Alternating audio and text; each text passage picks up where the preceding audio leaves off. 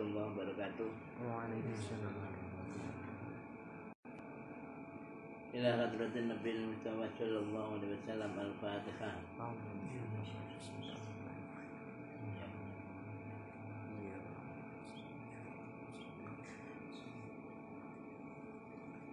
Wa ila ruhi mu'allifi hadzal kitab. Al-Fatihah.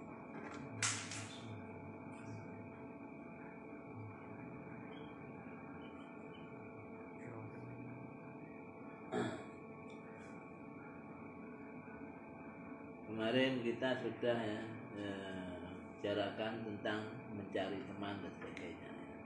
Ini berarti pasal baru ya? Bismillahirrahmanirrahim. Faslun utawi iki ku ana pasal suci.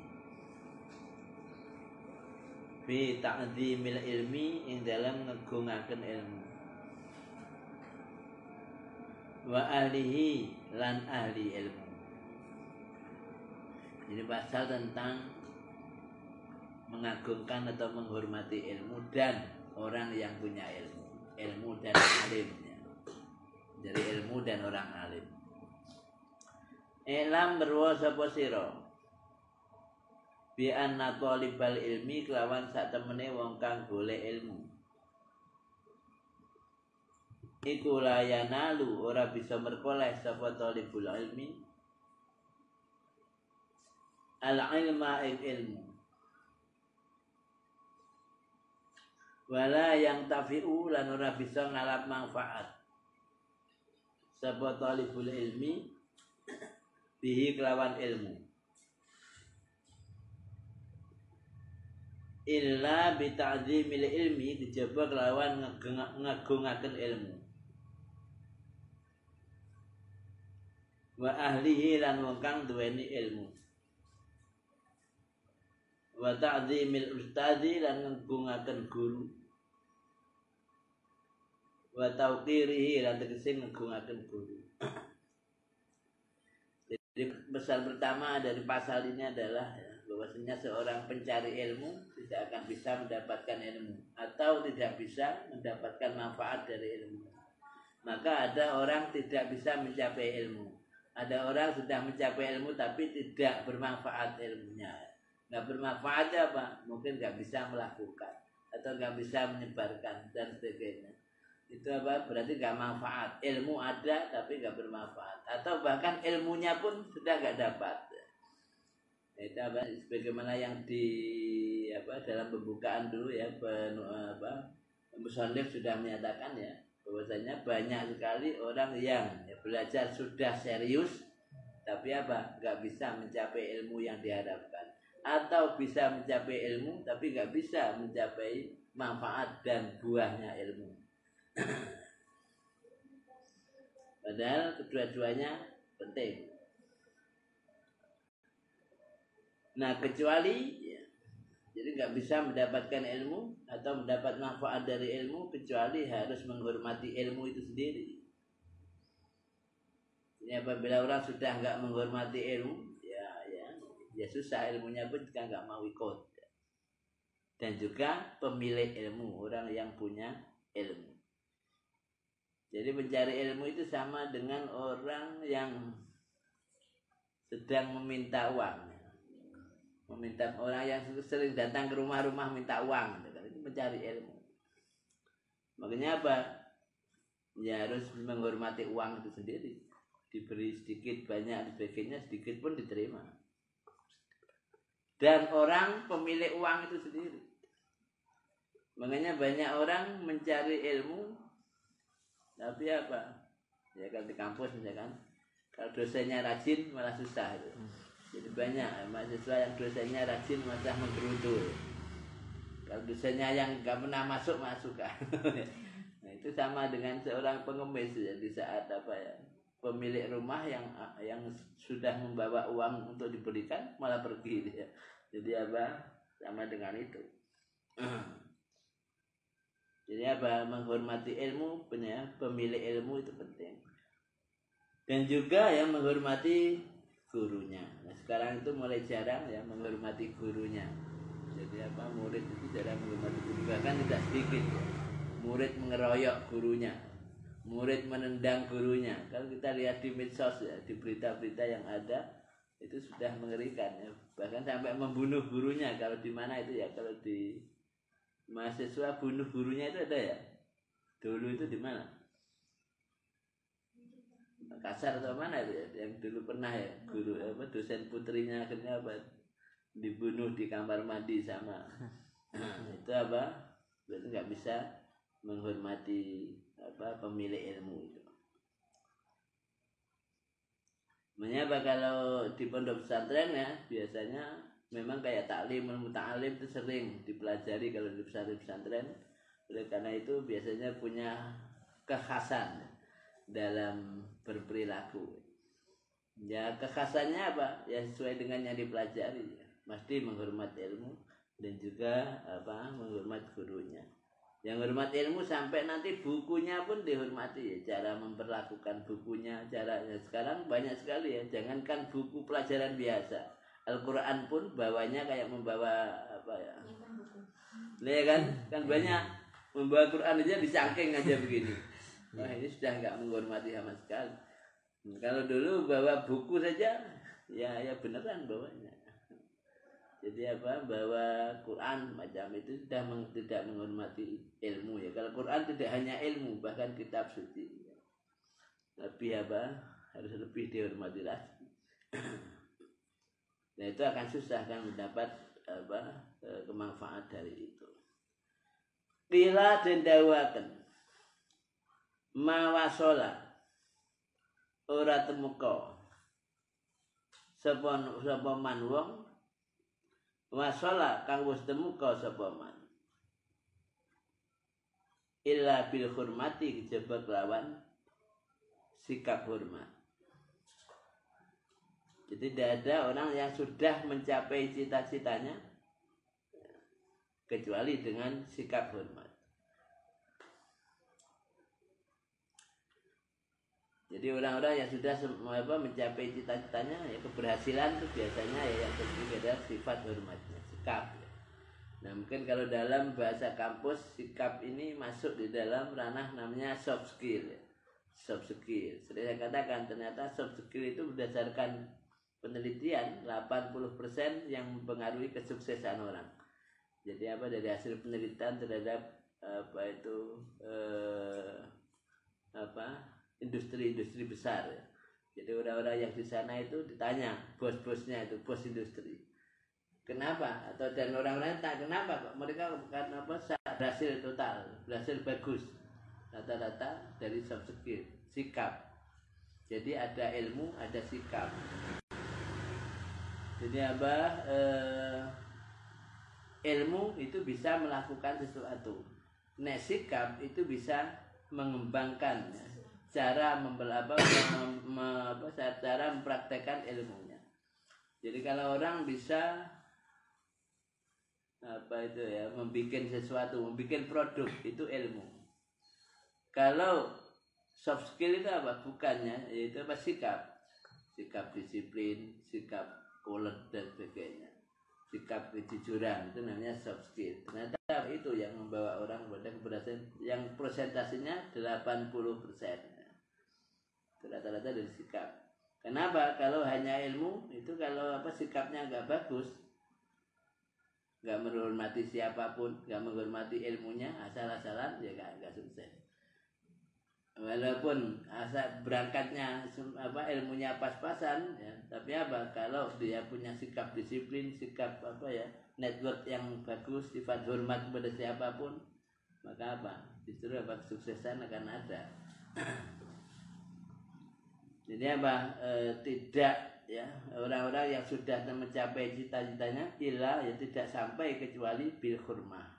Wa ma saqata lan ora gugur. Sapa man wong saqata kang wis gugur sapa man. Illa bitarkil hormati kejaba lawan ninggalaken menghormati. Jadi juga orang yang sudah jatuh-jatuh ini tiada lain karena meninggalkan sikap hormat kepada siapapun. Nah, kamu kemana saja kalau nggak punya sikap hormat akan gagal terus. ngelamar pekerjaan lagi masuk aja kita itu ya kan ya buaya apa bahkan bosnya industri oya pisui barang nggak akan masuk ke sana.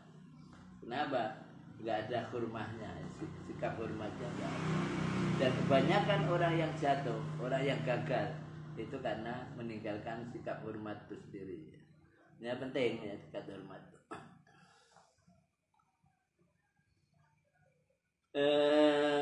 Illa bidarbil hurmah wa ta'zimi lan ngagungaken. Wa qila lan dindawaken. Al hurmatu utai sikap hormat iku khairun luwih bagus minat taati dirimbang saking ketaatan. Jadi sikap hormat itu lebih penting daripada ketaatan. Atau mungkin boleh kalau digeneralisasikan akhlak itu lebih penting daripada ketaatan. Taat tanpa akhlak itu juga akan hancur. Bahkan berbuat baik pun tanpa akhlak itu akan gugur juga. Makanya kalau dalam Al-Quran ya, sampai dikatakan qaulun ma'rufun wa maghfiratun khairun min shadaqatin yatba'uha adza. Qaulun ma'rufun, ucapan yang bagus, yang ma'ruf ya, yang santun, wa maghfiratun dan pemberian maaf iku khairun lebih bagus ya, min shadaqatin daripada sedekah. Tapi yatba'uha adza yang diikuti dengan perilaku yang menyakitkan. Sedekah ngasih dikit aja, tapi yang geremengi 3 hari 3 malam ya kan. Itu adalah sedekah yang diikuti dengan perilaku ya, yang tidak menyenangkan. Atau mungkin beramal tapi enggak berakhlak. Itu beramal tapi enggak berakhlak. Itu lebih jatuh. Mengapa akhlak itu sangat penting. Nah, bahkan belakangan ini yang paling runtuh ya di tengah-tengah kehidupan ini adalah tentang akhlak itu sendiri. Ala taro apa ta ora ningali sapa sira. Ora ningali annal insana ing sak temene menungso iku layak sikap hormat. Jadi orang maksiat ya tidak mengkafirkan orang, tapi kalau meninggalkan rasa hormat bisa membuat orang jadi kafir. Makanya kalau kita sering saya katakan ya, kalau ada misalkan dua kemaksiatan atau boleh dikatakan ya, 2 kesalahan. Yang satu dilakukan Nabi Adam, yang satu dilakukan iblis. Kedua-duanya sama-sama melakukan kesalahan. Nabi Adam memakan buah khuldi. Kalau iblis tidak mengikuti perintah Allah untuk sujud kepada Nabi Adam. Dua sosok ini punya sama-sama salah dan mereka punya hal yang berbeda. Kalau yang satu walaupun salah dia tetap konsisten berada pada akhlak, sikap hormat. Kalau yang satu tidak ada hormatnya. Kalau yang masih punya sikap hormat siapa? Nabi Adam. Walaupun dia salah, tapi apa? Hormatnya apa? Satu, dia mengakui kesalahan. Dan itu dilakukan sampai ratusan tahun ya. Dengan pengakuannya yang sering kita ucapkan, sering kita dengar dengan ucapan Rabbana zalamna anfusana fa illam taghfir lana wa tarhamna lanakunanna minal khasirin. Dia salah tapi tetap menghormati kepada yang disalahan. Sikap hormatnya ada. Sehingga apa? Dia mengakui kesalahannya itu dengan serius. Itu akhlak. Jadi itu akhlak. Ya termasuk Nabi Yunus pun dia pun juga mengakui kesalahannya di saat salah. Nah, kalau sekarang banyak salah gak mau mengakui kesalahannya, bahkan mengeluarkan kesombongannya. Dan Nabi Yunus pun begitu salah di dalam perut paus saja selalu mengakui kesalahannya. Apa kalau doanya Nabi Yunus? La ilaha illa anta subhanaka inni kuntu minadz zalimin. Kedua-duanya sama ya, mengakui kedzalimannya. Yang satu pakai cuman beda ya, satu Rabbana dzalamna. Yang kedua Nabi Yunus inni kuntu minadz zalimin. Kedua-duanya substansinya ya, dia tetap tawadhu. Itu apa? Tawadhu itu merendahkan, bisa merendahkan diri ya, dan bisa menghormati kepada Allah ya. Sebagai ya, zat yang dia dosai.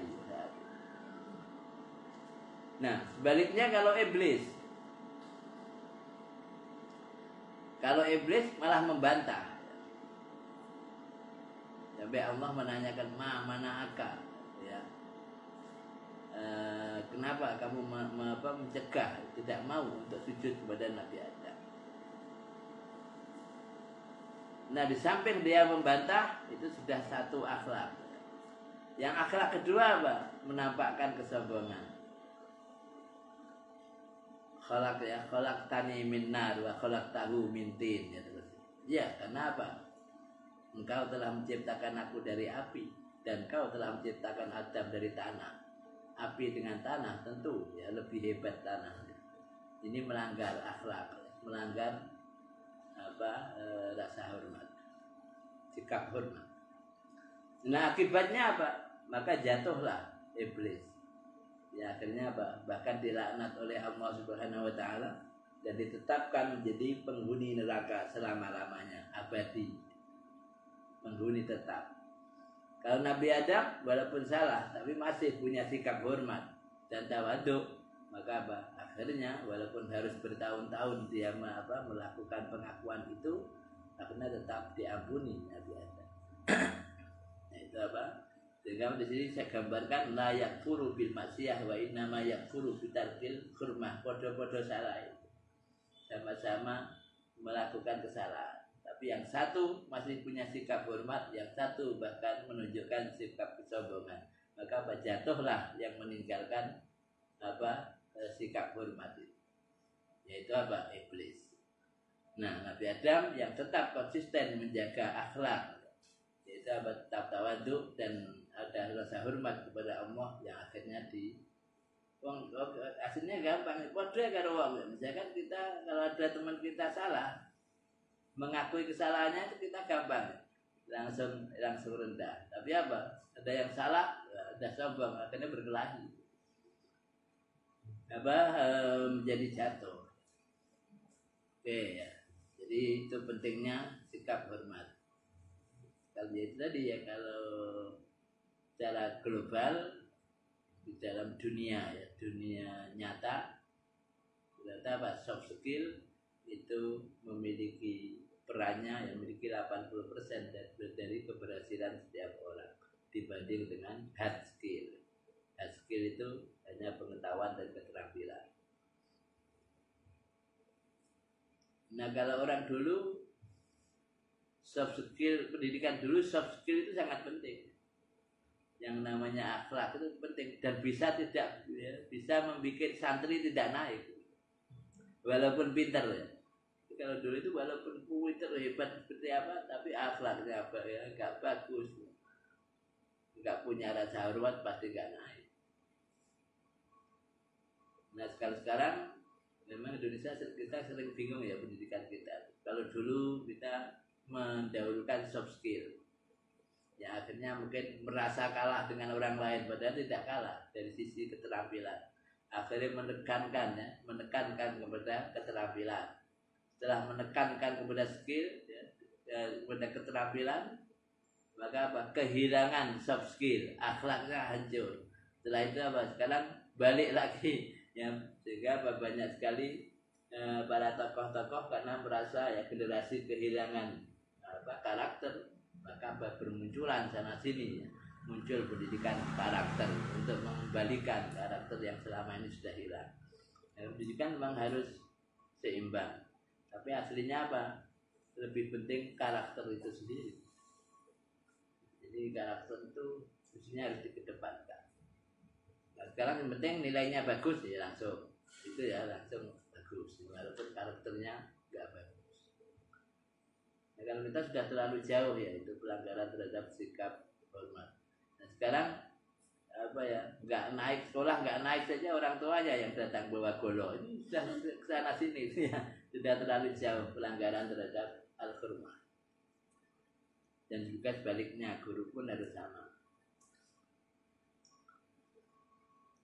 Termasuk misalkan kalangan mahasiswa, kan saya itu kurang setuju kalau dikatakan apa ya, dikatakan dosen itu pelayan mahasiswa, itu menurut saya kurang setuju. Jadi kan sering muncul ya. Jadi ya, atau pejabat pun boleh ya. Pejabat itu pelayan rakyat. Saya kurang setuju. Saya setuju itu bila yang ngomong itu pejabat. Tapi kalau yang ngomong rakyatnya jangan begitu, berbahaya kalau yang ngomong rakyatnya semacam itu. Jadi kalau dosen itu pelayan mahasiswa, bahaya. Berarti apa? Mahasiswa sudah membeli dosennya. Itu akan apa, sehingga bahkan berlaku semaunya. Jadi kalau mahasiswa ke dosen, itu adalah dosen saya, itu ya yang harus saya hormati, kan begitu mestinya. Nah, kita karena nggak ada penjelasan semacam itu, maka apa itu langsung ditelan mentah-mentah. Maka terjadilah ya berbagai dekadensi moral antara mahasiswa dengan dosennya. Ya kayak itu ya, akhirnya mahasiswa merasa sudah membeli dosennya bingung untuk apa? Nah, itu. Padahal kalimat itu harus ada tempatnya. Jadi ngomong itu bila dosen, dosen ngomong itu pas. Jadi kalau mahasiswa jangan ngomong semacam itu ya, dosen adalah pelayan saya, jangan. Nanti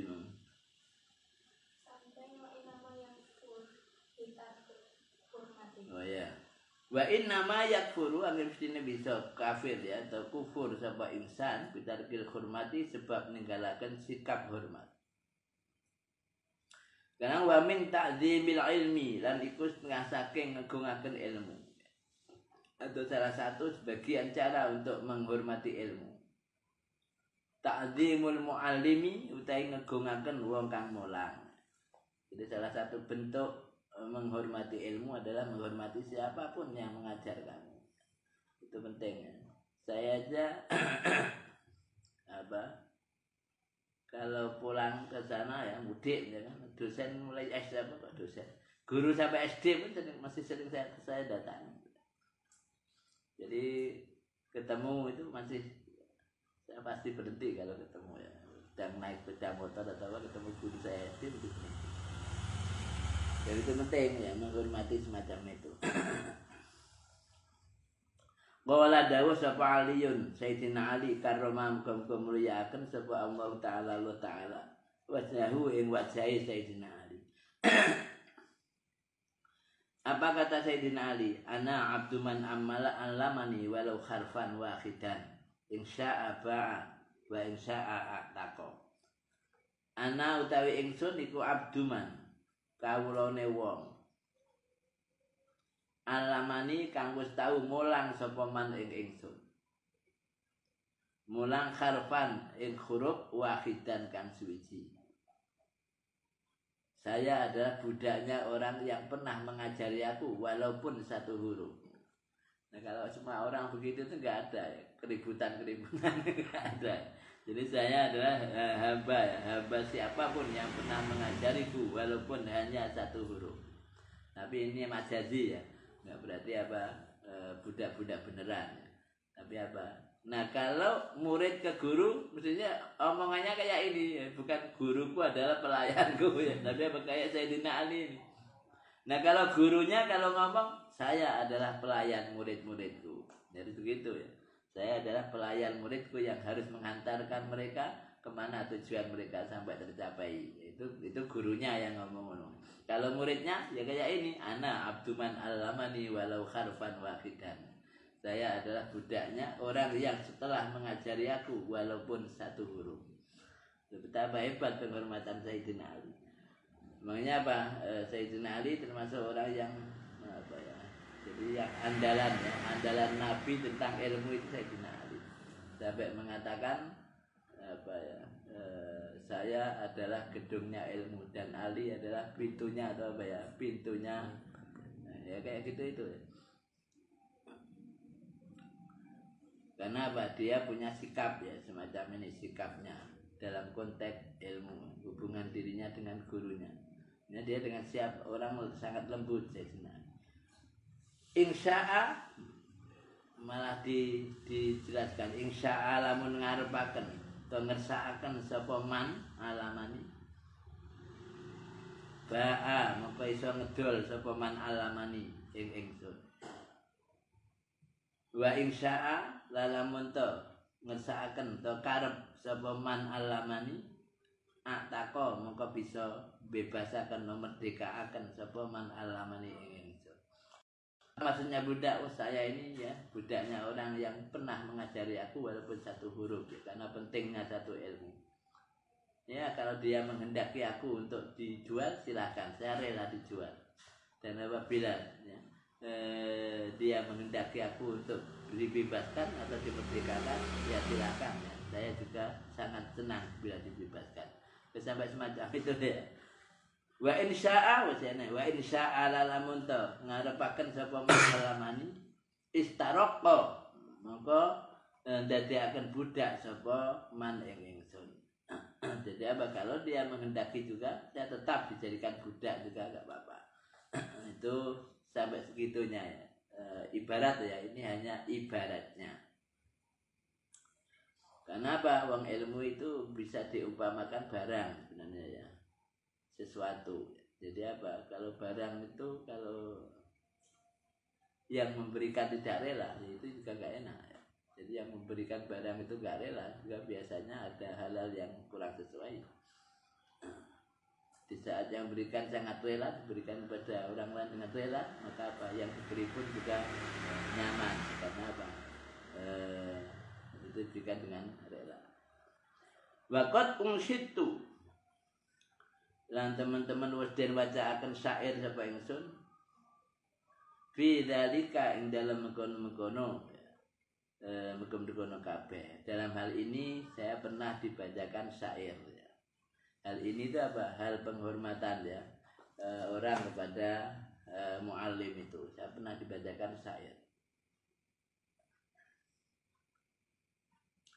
Ra'aitu akhaqal khat bihaqqal muallimi wa aujabahu khifdun ala kulli muslimin laqad haqqa ayyuhda ilaihi karamatun li ta'limi kharfin wahidin alfu dirhamin. Karamatannya laqad haqqa ayyuhda ilaihi karamatan lita'limi kharfin wahidin alfu dirhamin.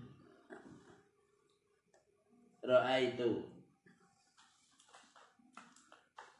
weruh sapa ingsun ahaqqul haqqi ing luweh berhake wong kang berhak, orang yang paling berhak. Sunberui haqqal muallimi yaitu hae guru. Jadi saya melihat orang yang hak yang paling berhak itu adalah haknya guru. Hak yang sangat tinggi.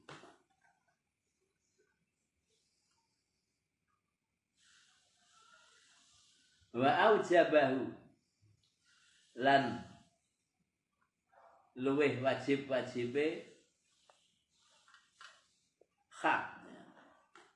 Dia hakul khayal ajar aujabal haqi. Apane khifdun oleh jaga ala kulli muslimin ing atase saben-saben wong Islam. Jadi apa? Ya, guru itu adalah hak yang tertinggi yang harus dijaga ya, dan juga yang terwajib untuk dijaga bagi setiap muslim ya, yang belajar. Itu adalah hak seorang guru.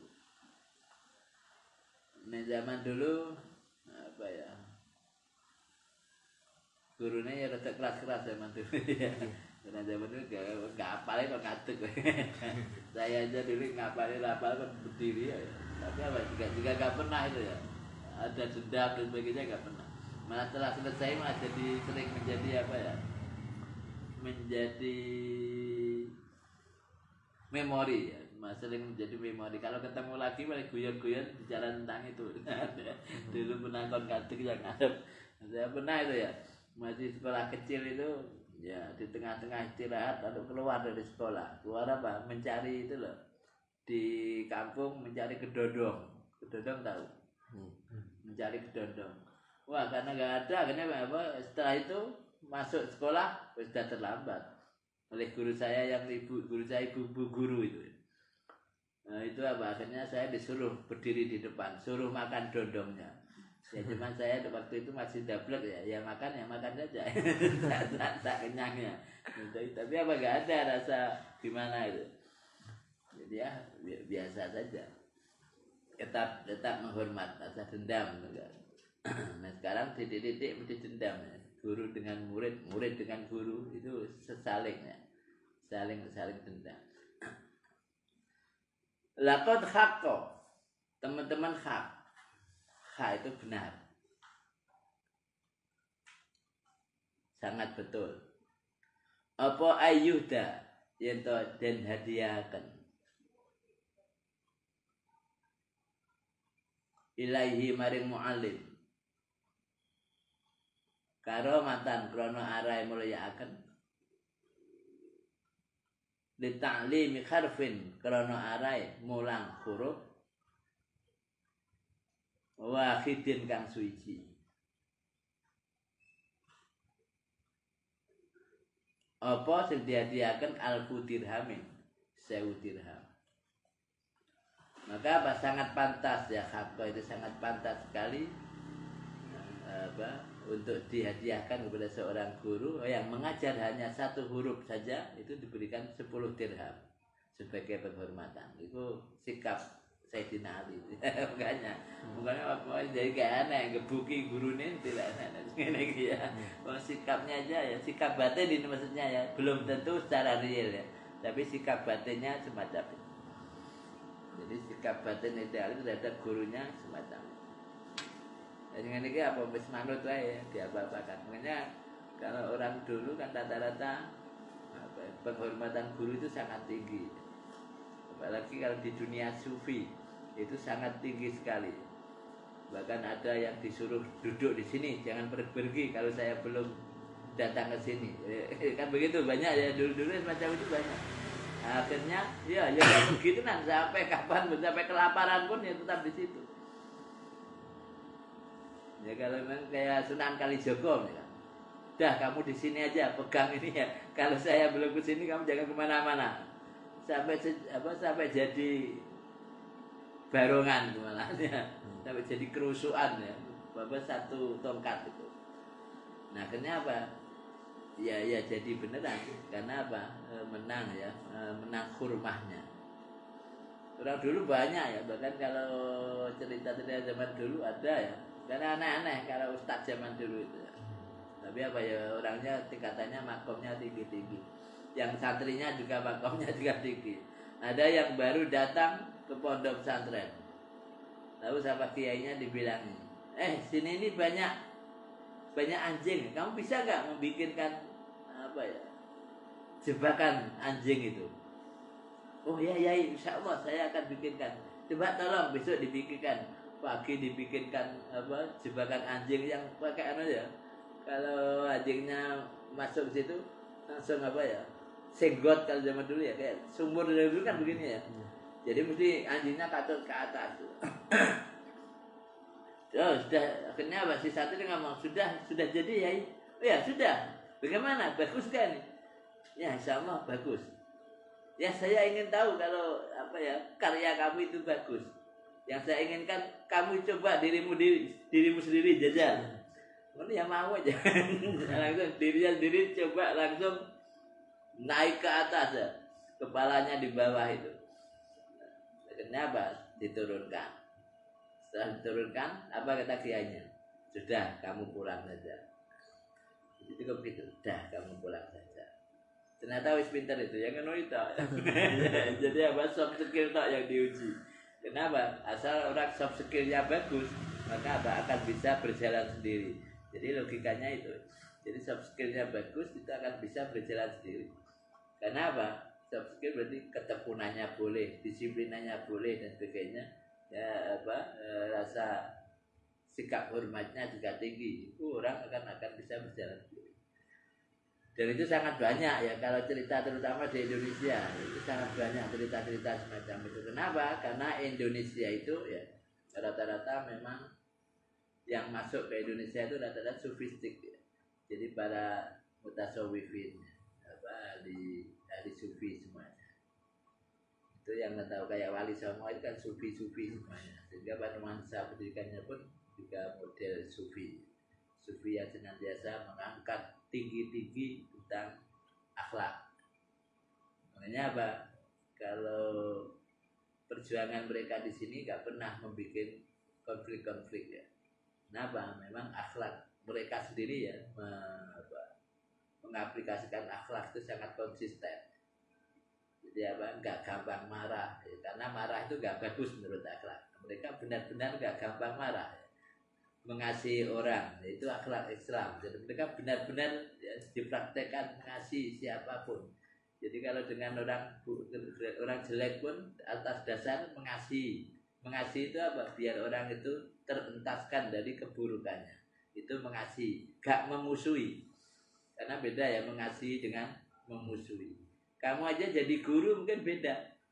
Di saat kamu mengasihi dan membenci anakmu ya mungkin beda. Orang marah itu boleh saja menurut saya. Yang penting apa? Marahlah demi orang yang dimarahi. Jangan marah demi dirimu sendiri. Orang marah itu ada dua. Ada yang marah demi dirinya sendiri. Juga ada yang marah demi yang dimarahi. Kalau orang dulu hatinya semacam itu, seandainya marah pun demi yang dimarahi. Maka apa? Marah pun yang dimarahi juga gak begitu dendam. Karena apa? Memang niatnya, jadi hati ketemu hati.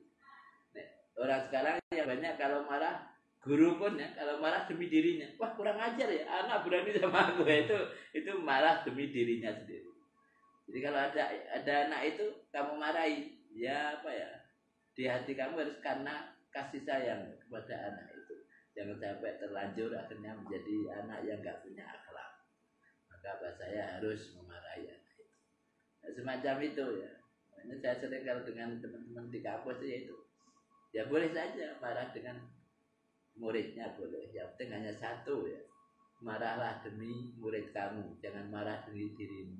Kalau marah demi muridnya, caranya marah pun pasti berbeda dengan demi dirinya. Nah, demi dirinya itu mesti sering berlebihan. Karena apa? Marah demi dirinya itu identik dengan dendam. Dendam dengan perilaku anak kita. Nah, orang dendam itu biasanya apa? Dendam lebih berat daripada perbuatan. Kalau orang dendam kan begitu. Dendam itu kan lebih sadis daripada perbuatan. Lain kalau kasih sayang cara marah pun pasti diatur ya. Kenapa? Bagaimana anaknya nggak tersinggung, bagaimana anaknya nggak takut, begitu kayak gitu itu marah. Kenapa? Marah demi mereka, bukan demi ego kita. Nah itu sikap ya. Nah itulah yang sikap semacam itu yang dulu diaplikasikan oleh para pejuang kita. Kalau sekarang lebih banyak langsung memusuhi ya.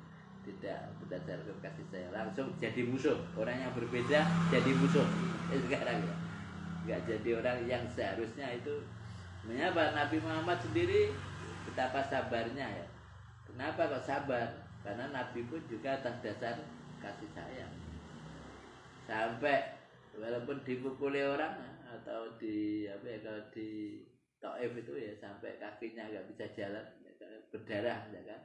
Dan ada malaikat datang menawarkan, minta izin kepada Nabi agar gunungnya akan diangkat dan dijatuhkan di kepala mereka. Nabi nggak mau.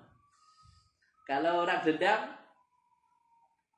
ya Nabi kurang ajar itu orang-orang Taif itu, wahai Rasulullah. Untuk itu saya mohon izin, gunung ini mau saya angkat dan saya jatuhkan di kepala mereka. Nek orang marah demi egonya, pasti setuju. Ya, pasti setuju. Enggak cuma setuju, jawabnya, ya oke, lebih cepat, lebih bagus. itu kalau orang karena egonya. Nabi tidak, jangan.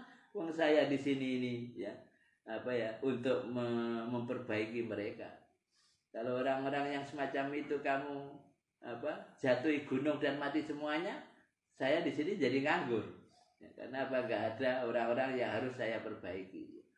Makanya apa? Nabi konsisten semacam itu. Maka apa? Tidak ada kesabaran melebihi kesabaran Nabi. Karena apa? Atas dasar kasih sayang. Sehingga apa? Kayak Nabi pun pernah ya diminta untuk mendoakan orang-orang supaya jelek. Hadis Muslim kalau nggak salah. Apa ya? Qila ya Rasulullah, uda'u alal musyrikin. Wahai Rasulullah, doakanlah keburukan atas orang-orang musyrik itu. Doakan aja biar mati semuanya, biar kembung semuanya. Jangan ya orang seginian biar kembung semuanya, sakit perut semuanya, mencret semuanya ya, sampai mampus misalkan. Nabi jawabnya apa? Tidak mau. Dan itu yang nyuruh juga sahabat. Ya sahabat yang kadung apa ya? Kadung semangatnya besar itu ya, sampai menyuruh itu didoakan jenengan Nabi pasti langsung diijabahi. Ternyata Nabi enggak, jawabnya apa? Ma ub'as atau innama bu'istu ya rahmatan lala'anan. Aku diutus itu untuk kasih sayang, bukan untuk melaknat. Banyak orang sabar itu. Itu apa? Karena pondasi kasih sayangnya sangat tinggi ya kepada Nabi, bahkan rahmatan lil alamin. Itu ya sama, itu apa? Akhlak. Di situ itulah akhlak yang harus dijunjung tinggi. Oke, mungkin gitu dulu nanti pakaiannya. Wallahu a'lam bishawab. Al-Fatihah.